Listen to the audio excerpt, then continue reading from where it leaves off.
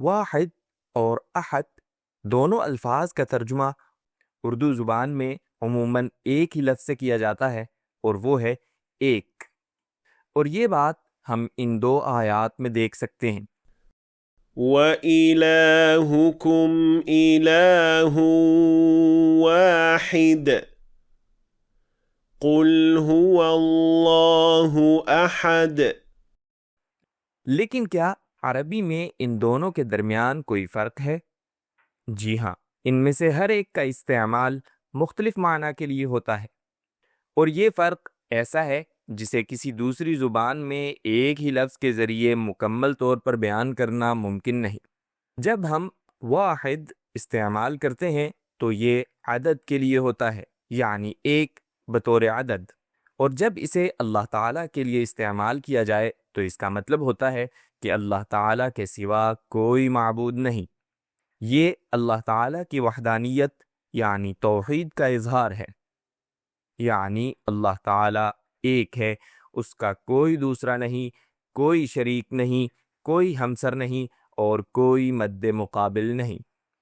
لیکن جب ہم کہتے ہیں اللہ احد تو اس سے مراد یہ ہوتا ہے کہ اللہ تعالیٰ اپنی ذات اور صفات میں یکتا اور بے مثال ہے، کہ اس جیسا کوئی نہیں اور وہ اپنی صفات میں منفرد ہے، جیسا کہ لَيْسَ كَمِثْلِهِ شَيْءٌ وَهُوَ السَّمِيعُ الْبَصِيرُ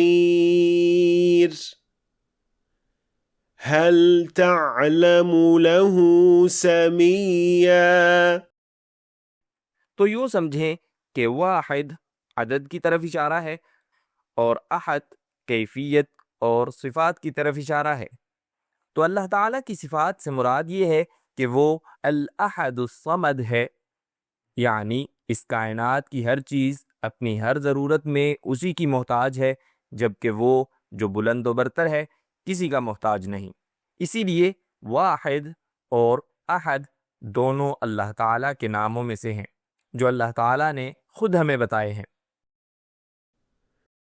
قُلْ هُوَ اللَّهُ أَحَدٌ اللَّهُ الصَّمَدُ لَمْ يَلِدْ وَلَمْ يُولَدْ وَلَمْ يَكُنْ لَهُ كُفُوًا أَحَدٌ۔